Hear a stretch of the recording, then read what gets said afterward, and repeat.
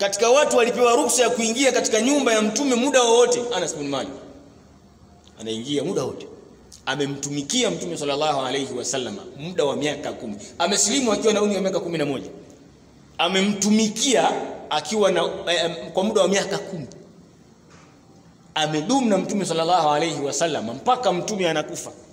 Na ndio swahaba aliyeishi muda mrefu katika masahaba wa mtume sallallahu alayhi wasallam.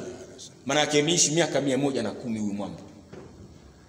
Katika maswahaba ambao Mwenyezi Mungu mtume sallallahu alayhi wasallam aliwaombea dua ya kupata mali, akili, uelewa na watoto wengi, alikuwa ni Anas bin Malik. Aliombewa dua hii akiwa kijana mdogo kabisa. Na Mwenyezi Mungu Subhanahu wa Ta'ala akaipokea dua. Anas bin Malik amefanya mapinduzi makubwa sana. Mapinduzi aliyoanza nyumbani mwake kwa baba yake na mama yake. Amefanya dawa, akaleta mapinduzi, nuru, nyumba ikaingia nuru.